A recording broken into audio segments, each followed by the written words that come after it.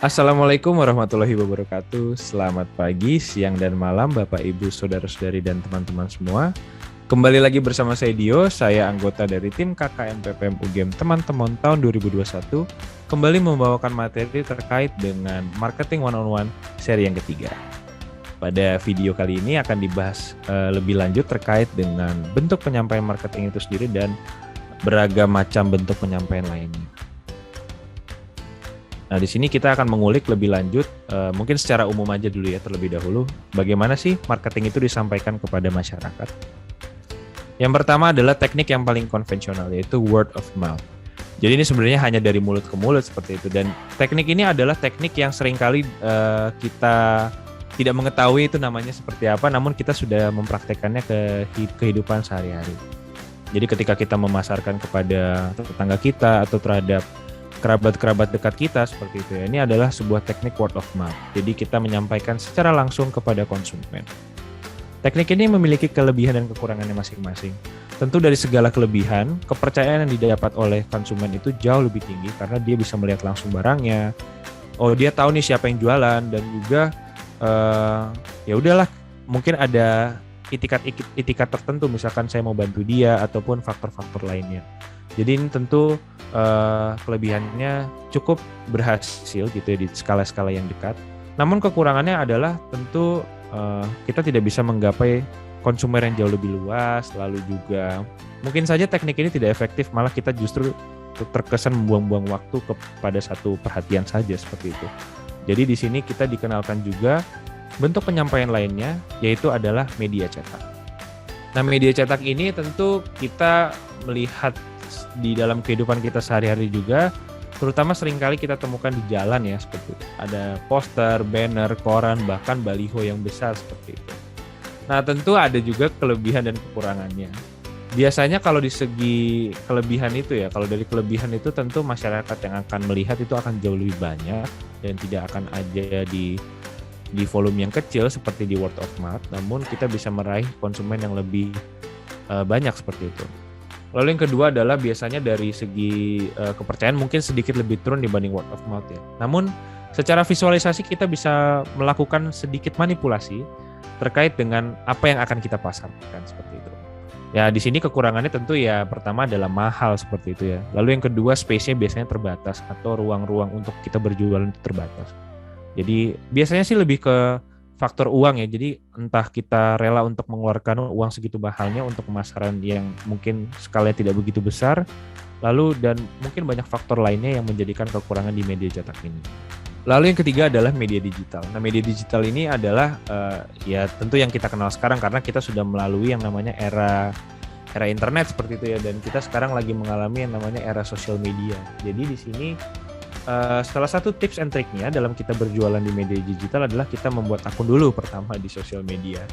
Lalu yang kedua, kita bisa membuat akun di platform-platform e-commerce yang tentunya cocok dengan produk yang akan kita jual.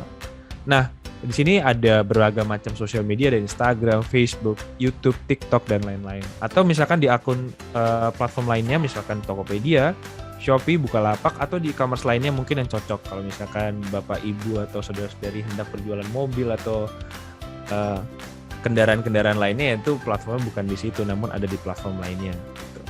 Nah, tentu muncullah pertanyaan, apakah media digital ini adalah solusi terbaik yang bisa ditawarkan? Sebenarnya tentu media digital ini lagi-lagi memiliki kelebihan dan kekurangan. Kelebihannya adalah tentu audiens yang akan ditangkap itu akan jauh lebih luas, lalu juga akan sangat beragam sekali konsumennya seperti itu. Namun kekurangannya adalah kita harus start dulu dari bawah karena tidak mudah untuk mengumpulkan sebuah konsumen, dan itu harus melalui beragam macam strategi pemasaran. Jadi tentu untuk solusi terbaik ini adalah media digital. Tentu kalau di masa pandemi ini bisa dikatakan iya juga, karena di masa pandemi seperti sekarang ini tentu interaksi kita sangatlah terbatas terhadap interaksi fisik seperti itu ya. Nah, jadi media satu-satunya yang mungkin bisa kita manfaatkan adalah media digital. Bagaimana kita bisa berjualan agar kita tetap survive seperti itu. Namun untuk kedepannya tentu media digital ini sangatlah dinamis seperti itu. Jadi kita tidak hanya bergantung saja terhadap media digital, Namun kita bisa memanfaatkan media-media lainnya yang mungkin di masa yang akan mendatang akan muncul ataupun akan musnah seperti itu. Jadi kita tetap harus memantau perubahan dari waktu ke waktu. Lalu di sini ada bentuk lainnya yang bisa kita jadikan sebagai inspirasi bentuk penyampaian secara marketing. Yang pertama adalah pemasaran transaksional. Ini adalah pemasaran yang biasa kita temukan kepada di warung-warung kelontong atau di warung-warung kecil atau di Indomaret biasanya ya. Jadi biasanya penjualannya ini dalam jumlah yang banyak dengan strategi tertentu. Jadi misalkan kita beli langsung ke pabrik, nanti dari pabrik itu akan memberikan diskon-diskon tertentu karena kita membeli dalam jumlah yang banyak seperti itu. Nah, ini yang disebut oleh pemasaran transaksional. Jadi pemasaran ini dibentuk supaya mempertahankan konsumer yang sudah ada. Jadi ada pembeli tetap seperti itu. Lalu yang kedua adalah undercover marketing. Nah, marketing ini dilakukan dengan strategi yang tidak mudah ditebak oleh konsumen.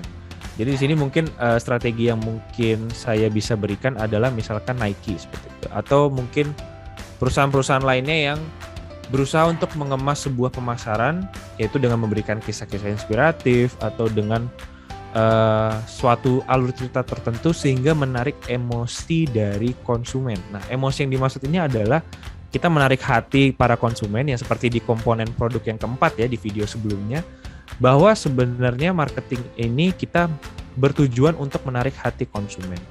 Jadi dengan kita membuat cerita-cerita yang dapat menarik sebuah emosi dari konsumen itu sendiri, tanpa kita sadari mereka sudah melakukan marketing seperti itu. Nah, ini adalah sebuah teknik undercover marketing.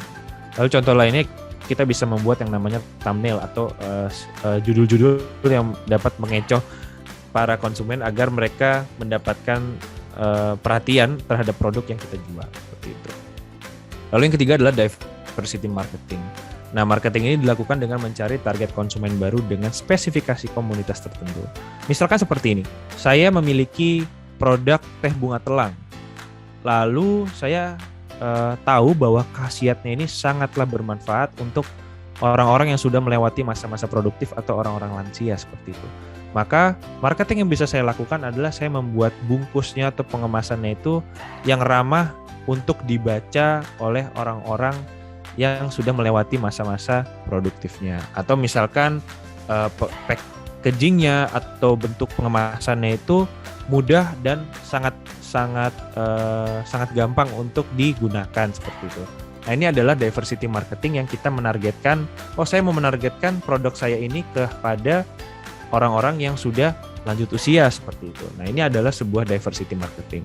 Diversity marketing ini sangatlah beragam juga, kita bisa melakukan target-target konsumen yang baru, entah ke golongan tertentu, entah ke komunitas tertentu, atau ke suku-suku atau ke agama-agama tertentu. Dan ini juga salah satu teknik diversity marketing. Nah, ini adalah bentuk-bentuk penyampaian yang bisa saya sampaikan. Mungkin ada lagi bentuk-bentuk lainnya yang bisa dieksplorasi secara mandiri seperti itu. Berakhir sudah video terkait dengan marketing one-on-one seri yang ketiga ini.